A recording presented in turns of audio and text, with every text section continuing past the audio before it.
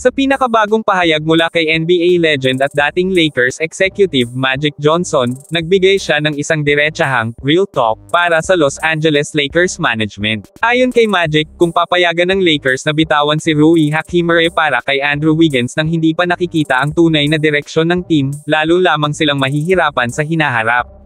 Binanggit ni Magic na si Rui ay may halaga hindi lang bilang scorer kundi bilang isang matatag na piraso sa rotation ng Lakers. Sa kabila ng mga trade rumors na kumakalat, iginiit niya na hindi dapat madaliin ng front office ang mga desisyon lalo na kung wala pang malinaw na ebidensya kung paano magpe-perform ang buong lineup ngayong season. Maling desisyon kung basta mo lang bibitawan si Rui, lalo na kung hindi mo pa nakikita ang chemistry ng buong grupo, ani Johnson. Para kay Magic, sapat na ang kasalukuyang core na pinamumunuan nina LeBron James, Luka Doncic, Austin Reeves, DeAndre Ayton, at Rui Hachimura. Sa kanyang pananaw, hindi kailangan ng Lakers na sumugal sa malalaking trade habang wala pang sapat na sample size ng laro. Ang pinakamainam daw ay obserbahan muna ang performance ng koponan sa unang 10 laro ng regular season.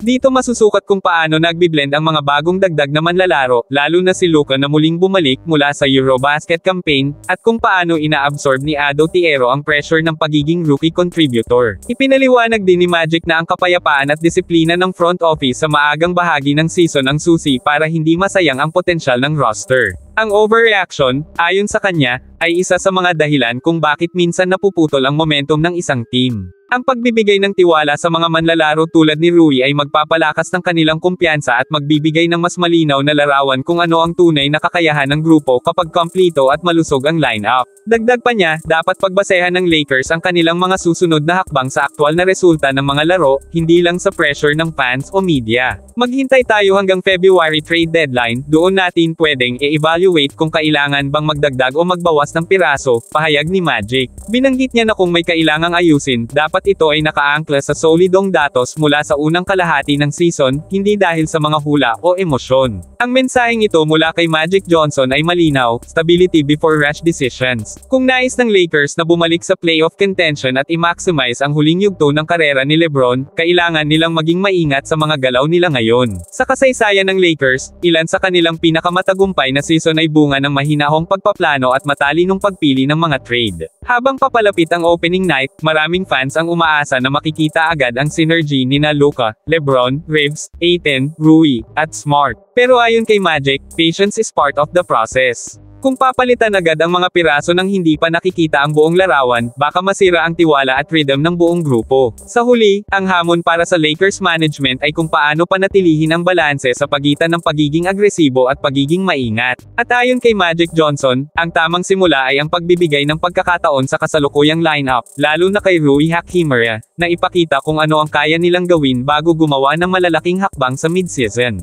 I-comment ang inyong thoughts sa baba at huwag kalimutang i-like at i-subscribe para sa mas marami pang Lakers updates.